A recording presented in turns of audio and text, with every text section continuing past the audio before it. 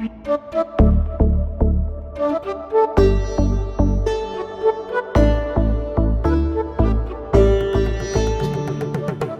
guys, thanks for taking the time to watch.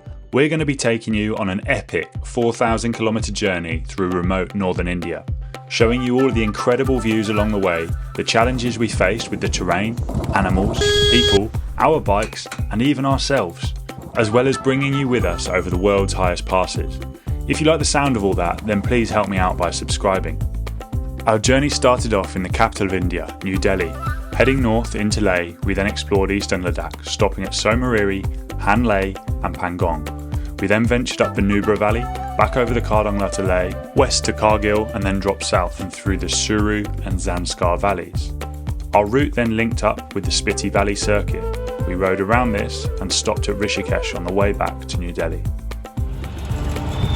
Before we set off for our adventure, we needed to get 2 motorbikes. Trying to do this in New Delhi was quite stressful. The sounds, the smells and the sheer number of people in this place was overwhelming. We did however find a place in Carol Bagh near the city centre which had a great place to buy motorbikes. We then got up early to try and beat the traffic. How were your first 10 minutes of riding? Fucking insane! Here we go, thunderstorm, you name it, it's all going on.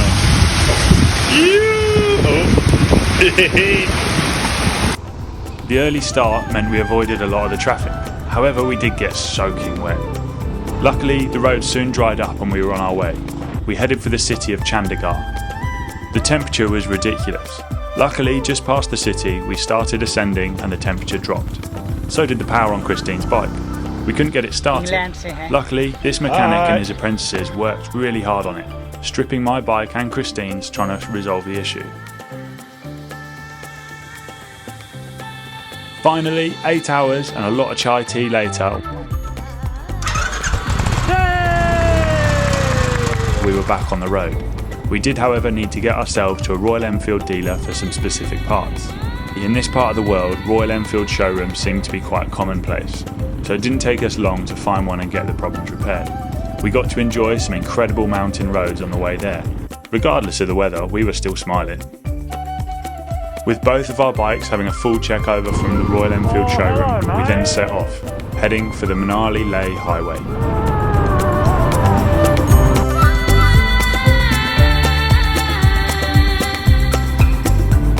Roads like this we find incredibly boring, and who wants to take the easy route anyway?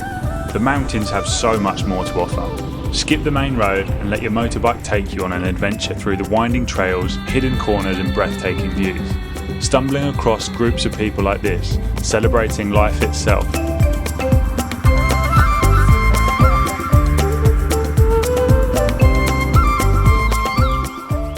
150k riding done. A nice little rooftop camper. There we go. Rooftop pad!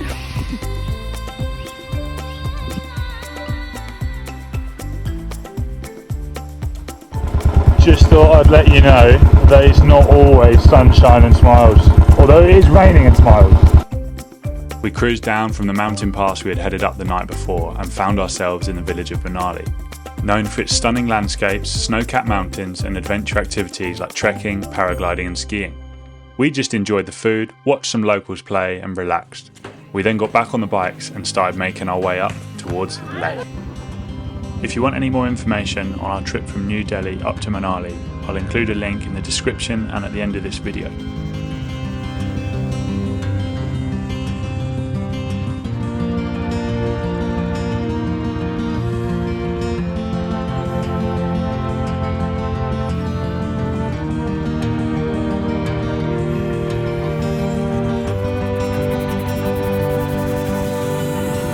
It wasn't long before we found ourselves at the Atal Tunnel.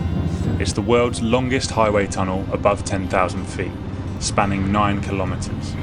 When you pop out the other side, you truly are in another world.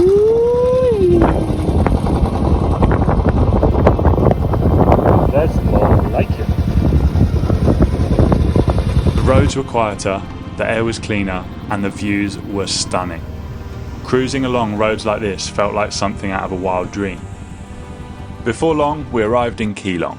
This is where the last fuel station before Leh is located. If you're planning on doing the crossing, it's important you top your bikes up here.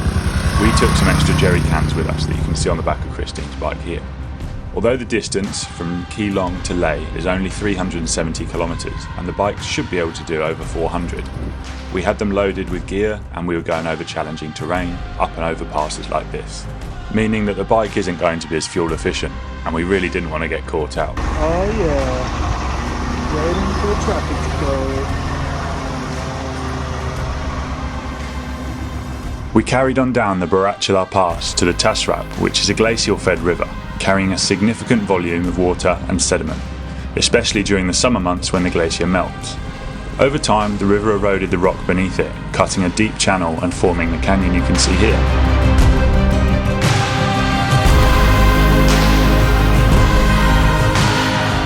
We passed through Sarchu, which offered accommodation, and found ourselves at the bottom of the Gata loops. The loops carry on for 10 kilometres, taking you round 21 tight hairpin bends as you ascend up 400 vertical metres. As you can see from these drone shots, we struggled to keep our eyes on the road. The views were insane.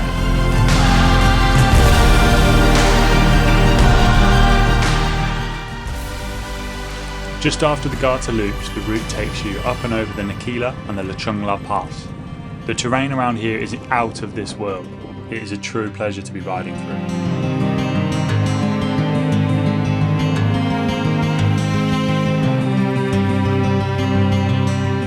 We came across another roadblock that didn't look like it was moving anywhere fast, so I decided to go for a river crossing. Unfortunately, not committing as much as I should, my back wheel stopped in the loose gravel and I had to push the bike across. We stopped shortly after this river crossing in the village of Pang. We ordered food, we ate it, and then we took the photos. We were way too hungry. Just remember, any time is safety time, bro. We got up early the next day to try and avoid the non-existent traffic. The road was incredibly smooth asphalt that just went on as far as the eye could see. We each plugged our own music in and we enjoyed riding along to the beats. Riding with music transformed the journey into something magical.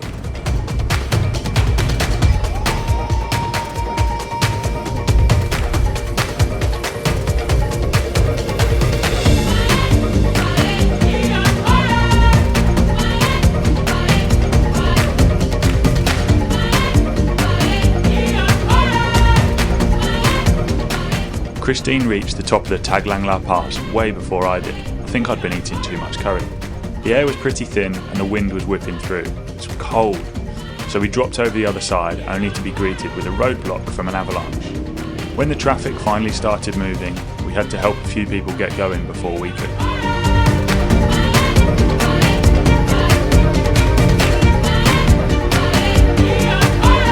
As we started dropping in altitude, the temperature started increasing.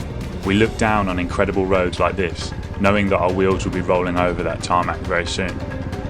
Being in landscapes like this is nature's way of saying, you're tiny, but at least you got wheels. Without them, this journey would have taken us an awful lot longer. The vast mountains, endless skies, and the roads that keep you humble. It's a wild, beautiful reality check. It wasn't long before we found a sign welcoming us to the district of Leh. Once in the city itself, we took a few days to unwind, relax and enjoy some good food. If you want any extra information on our journey from Manali up to Leh, I've included a link at the end of this video. Once we had relaxed, we hit the road, heading for Somariri. We met this guy on our route. He was called Tenzin and wanted to ride with us. I switched helmets with him so that he could get some awesome shots of Christine and I riding together up the Indus River. It was rare to get shots like these, as I would either have to be flying the drone or one of us filming. We split off from the main road at Mahi. Tenzin carried on to his hometown of Neoma, so we said goodbye and went our own way. As we rode up towards the lake, the conditions came in on us. It started snowing and the winds were pretty crazy. We found this little hut and we called it home for the night. Driving along here, stumbled upon this, parked outside, home for the night. Beautiful. It was a cold night, but it was shelter. Luckily our kit kept us warm. If you want to know what kit we were using, I've put some links in the description. Somariri is one of the largest high-altitude lakes in the Trans-Himalayan region. It's situated at 4,520 metres above sea level and is about 28 kilometres long. We were lucky to be able to enjoy such a calm, still morning over the lake with some fresh snow that had fallen. That calmness didn't last too long, however. At breakfast we bumped into a group of Indians that insisted that we ride with them. We weren't planning on going to Hanley, but they were, so we joined them. We changed our route and we rode with them.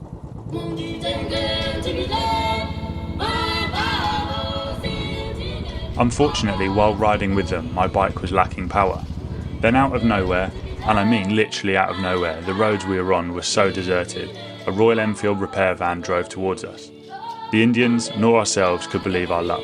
However, they gave all our bikes a once-over and we carried on along the road to Hanley. Conditions were variable, but we rode as a team and it was so nice being part of a group. Because we didn't plan on going to Hanley, our visa didn't allow us to stay there for the night. To get around this, I pretended I was sick. That way we could stay there and make sure that we felt better for the next day.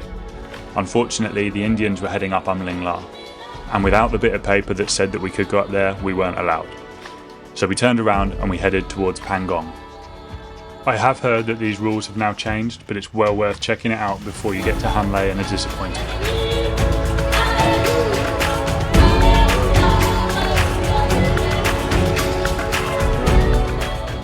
The route between Hanley and Pangong starts off with some incredible asphalt in the high altitude plains that seem to endlessly stretch. The ride through the Changthang Plateau showcases wild expanses dotted with kiangs, Tibetan wild asses and nomadic Changpa settlements, adding a sense of isolation and wonder. The terrain really does keep you on your toes, looking out for loose boulders in the road that will kick the bike out at a moment's notice. We enjoyed riding along these plateaus, looking at the ever-changing landscapes.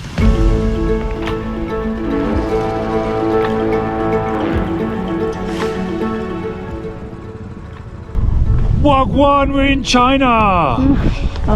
Almost, it's just there. As we rode down to the lake, we stopped in the first little settlement we came across. It was called Kakstet. We found a nice, cosy homestay and enjoyed a stroll along the beach.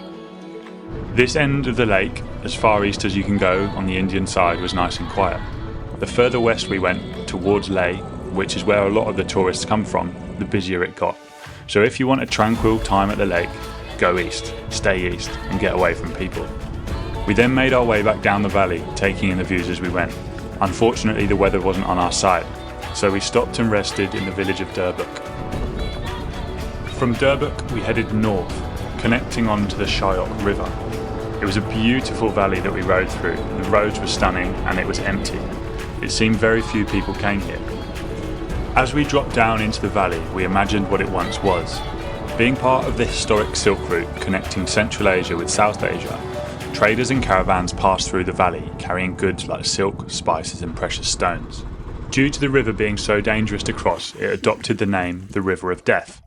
Fortunately, I only found this out after going for a swim. Luckily it wasn't too bad, just bloody cold. Back on the bikes, we continued towards the Nubra Valley.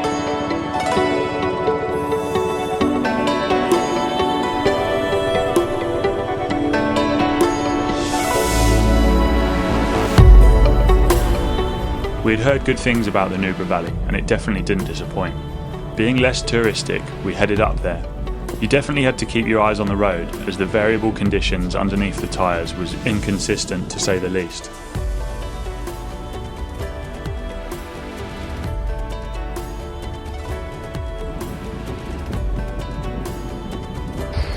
Quite satisfying, actually. Cheeky little maintenance session. After having ridden through so much sand, we decided it was best to clean our bikes out. Look after your toys, and your toys will look after you. For a bit of fun, we rode under this stupa, making sure to spin the prayer wheels as we rode past, giving us good luck for our journey. Needed as much of that as we could get. Having had a great day exploring up the Nubra Valley, we headed south, back towards Leh over the Kardungla Pass. We stayed in the village of Kardung and had an early start up and over the pass the next morning. We thought we'd avoid all the tourists, but getting to the top we clearly didn't. The Kardungla sits at 5,360 metres. It's the second highest pass in the world now, after La, which sits at 5,880. We got our energy levels back up in Leh before then heading out to ride the infamous Zanskar Valley. If you want any more information on our adventure around Ladakh, there's a link in the description and at the end of this video. We left Leh nice and early, heading for the city of Kargil, which was the entrance to the Suru and onto the Zanskar Valley. We were in no rush to get there, and we wanted to take the wildest route possible. So we passed the village of Fay and we took a right-hand turning up to Saspotche. Took us to these amazing monasteries, and then further onto a road where we didn't have any traffic. It was incredible, like riding on the moon. Not that I've ever actually ridden on the moon, that is.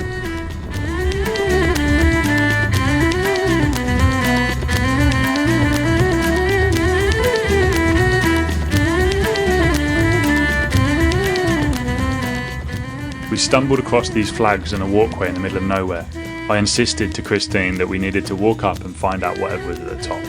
We weren't disappointed. We found ourselves in a meditation cave that was said to have been used by Guru Rinpoche. It was amazing. The views from here were incredible and we could have spent a lot of time just chilling and relaxing, even if the doors were a bit too small for me.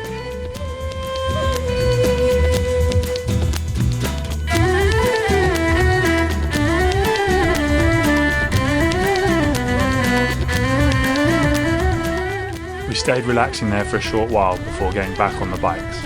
The road stayed high for a little bit before then dropping back down to the Indus River. We followed the river along, up the Indus Valley towards Batalik. The little towns we passed through were so picturesque. It's so cool how people have made a life for themselves here. So tonight we are sleeping in somebody's newly built garage. Just to shelter us from the cold. You're still beautiful. Beautiful. Mi casa, su casa. We got up nice and early and made our way along the Indus Valley Road. Its beauty hides its dangers. Narrow stretches hug steep cliffs with loose gravel and landslide prone sections adding to the challenge of riding along it. You really do have to stay on your toes. The views were incredible as we made our way up and over the Hambuting La. 4,000 metres, we made it to the top and dropped down into Kargil. On the way down we had a bit of a game between ourselves and had an engine off race. He doesn't stand a chance. See him back there. We're fatter than he is. Christine may have won the race, but she did manage to lose her foot peg. We got this and other issues sorted out when we stopped in Kargil. Having a Royal Enfield in India, if you take it to these certified guys, you get it serviced for free, just paying for parts. That was magic. We topped up our bellies, and with our bikes freshly serviced, we headed into the Suru Valley. The Suru Valley was far more vibrant and luscious, full of life, not only with nature, but with people as well. Thanks to some lovely locals, we found a great place to put the tent up for the night. Although we couldn't communicate with them verbally, we did have an epic game of charades, trying to explain that we just wanted to camp for the night. Once they understood, they were unbelievably friendly, inviting us to their tent for dinner. We said goodbye in the morning and continued heading up the Suru Valley.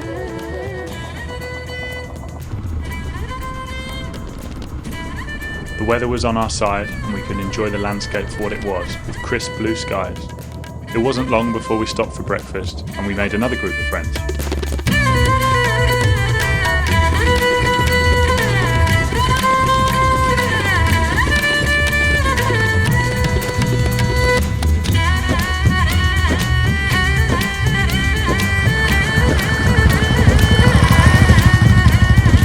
As we wound our way up in altitude, the glaciers above us started glinting in the sun.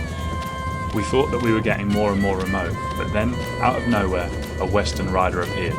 A solo female rider. She was a bit nervous, so we took her under our wing and gave her some support and encouragement.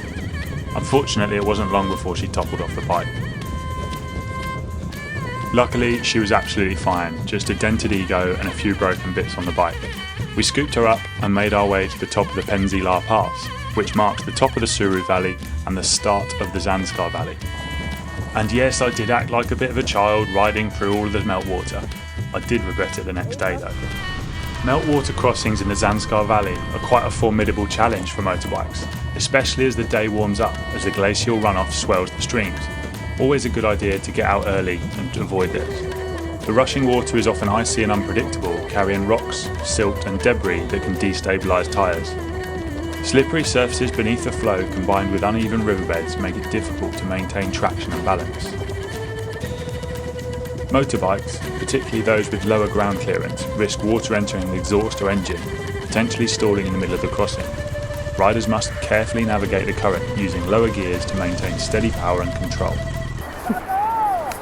So chaos is getting bigger. Now there's 2 trucks stuck, French girls stuck, and we got the 3 bikes across at least.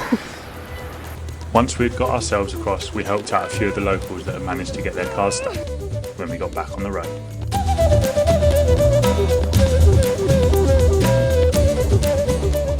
We briefly visited the Karsha Monastery, which is set in a stunning location, well worth a visit. We then passed through Padum, topped up our bikes and made our way further up the Zanskar Valley towards the Shinkala Pass. The roads here again were truly incredible. They'd been hard at work making these passes so accessible for us on 2 wheels. Up until 10 years ago, India had a policy not to build too much due to the risk the Chinese would use the infrastructure in case of a war. Now it's been reversed and they're aggressive at building so many roads for better access up here. As we wound our way up the dusty valley, we were faced with Gonbo Rangon. It is said to be God's mountain by the local inhabitants who practice Tibetan Buddhism, knowing that we'd be riding past it the next day. Instead of getting up nice and early like we had planned, we kept putting our alarm on snooze.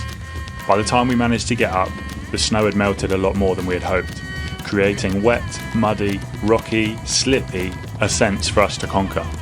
I did, however, enjoy this challenge, testing both the machine and rider, where precision, endurance and skill converge. We then rode through these epic canyons of freshly cleared snow. At just over 5,000 metres, Shinkala stands pretty high. With some true grit and determination, we managed to get ourselves and the bikes to the top of the pass. It wasn't easy riding though, and Christine was fairly new to it. She had only passed her driving test 6 months prior to us leaving for this trip, and she hadn't practiced at all since passing.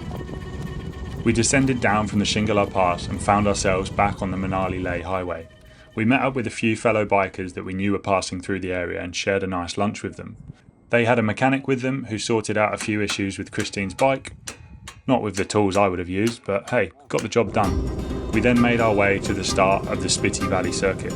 If you want any more information on our adventure around the Zanskar circuit, there's a link in the description and at the end of this video. After spending the night in the local policeman's house, he woke us up nice and early to get us on the trail, ready for the Spiti Valley. He also pre-warned us about the snowmelt affecting the roads. We knew from this that there was going to be a lot of river crossings and challenging terrain. We were prepared for it, sort of.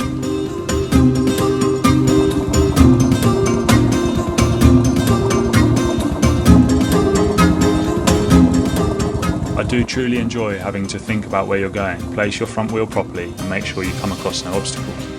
There aren't many options to stop on this route, so every chance we got, we took the opportunity. Christine even having a cuddle with the horse.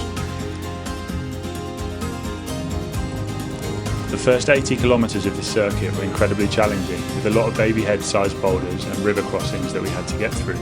We crossed over the Chenab River Bridge and made our way towards Chandra Tal. The roads from this point on were a lot better, other than the occasional river crossing, that is.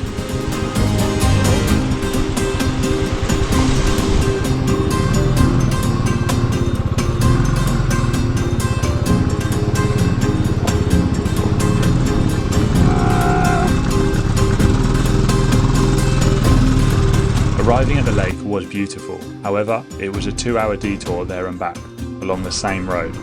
We got back to the bottom of the Chandra Tal Pass and made our way over. Arriving at the top, we figured out that Christine had no working back brake, so she had to ride the whole way down using engine braking, which was alright until there was something coming the other way. We carried on our journey taking in the epic scenery. We also took the option to go through the Kibber Wildlife Sanctuary Park, which I would recommend to anyone, rather than taking the main road. Although we didn't actually see any wildlife in the wildlife sanctuary, it was an epic road that there was nobody on. We did, however, come across this rather interesting river crossing. It was a recent landslide that had led to this, and it's always more challenging when you can't see the route that you're taking. I gave it my best shot, and my bike could have really done with a snorkel, and we got Christine across as well. We then headed further down the valley, passing the towns of Cheecham, Dumley and Kibba. We then crossed over the Cheecham Bridge, which is a must for lots of tourists. Just watch your back if you've got motorcyclists coming behind you. The bridge was completed in 2017 and saves the locals over 40 kilometres of walking. It's an amazing feat of engineering to be able to build a bridge like that here, withstanding all of the harsh weather conditions. Although we were pretty lucky on today's weather. We rolled our way down in altitude back to the valley floor where the Spiti River was running. We followed it along and found ourselves in the village of Kaza, where we spent the night.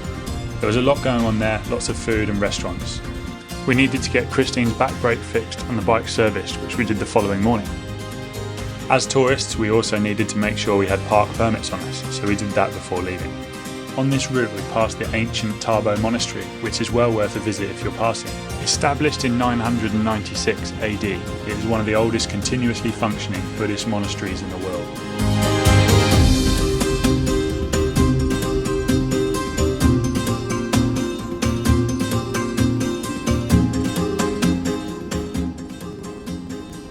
The route south winds through high-altitude desert landscapes, narrow valleys and rocky cliffs. As you travel further south, the arid terrain of the Spiti gradually transitions into greener and more fertile areas near Kinal. Riding alongside the Spiti River was incredibly magical, the way it's carved its path through these rocky landscapes. Just here, I was trying to photobomb someone sitting in the road with this rocky, overhanging cliff. We then crossed over the Kab Sangam Bridge, which marks the end of the Spiti Valley River onto the Sutlej River. If you want more details about our adventure around the Spiti Valley, there's a link in the description or the end of this video. The further we dropped in altitude, the greener it got. Everything became quite luscious green with apple orchards growing. We got to the village of Narkanda, where we pulled off left and took ourselves up and over some of the more luscious landscapes.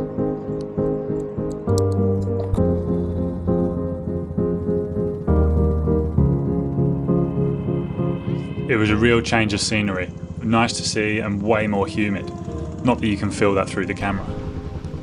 We made some nice little friends on our journey up as well. This little dog was super cute and the cow got jealous. Obviously, with it being so luscious comes a lot of rain. We ended up camping out in a thunderstorm, got very wet in the morning, we made our way back down and slowly dried out. However, the ground remained muddy, nice and slidey under the tyres and made it more challenging to ride. If you want any more information on the last leg of our journey, there's a link in the description or at the end of this video. Descending from the last mountain pass of the trip, a mixture of emotion really flooded in, as did the smell of all our unwashed gear. Triumph? Definitely. Exhaustion? 100%. Sore bum? I won't even go there. But mostly the realisation that soon we'd trade epic views for traffic jams and the honking of the city. The crisp mountain air started to give way to the warmer breeze of the lowlands, a reminder that the journey was nearing an end. As the city skylines come into view and we pass through more towns busy with life, the excitement of returning to civilization is tinged with a bittersweet nostalgia for the serene wilderness we left behind. The hum of the engine feels different now, not a call to adventure, but a steady march towards home. It's nice in a way. It's a moment of reflection on the challenges we faced, the beauty we witnessed, and the personal growth earned along the way. Every adventure, no matter how extraordinary, must eventually come to an end. It's a bittersweet truth, because endings give meaning to the journey. We rode through Rishikesh on the way back, and we were greeted by a policeman and a cow as we arrived. Where are you coming from? Yeah? From England. England? England? Yeah. Yeah, follow me. When you stop in Rishikesh, it's almost obligatory that you go whitewater rafting. It's one of the main tourist attractions here. And we felt like after a long time on the bikes, we would experience something a bit different. Swimming in the Ganges was an amazing experience, something again I would recommend to anyone visiting. We then made our way back from the bustling city all the way to New Delhi. An adventure's end isn't a loss, but a transformation. It becomes part of you, shaping how you see the world and yourself. The road may fade behind you, but its lessons, its beauty and spirit remain, fueling the next journey yet to come. This marked the end of our adventure and the end of this video. If you've enjoyed it, please help me out by subscribing. Take care of yourself, get outdoors and embrace adventure. Thank you so much for watching.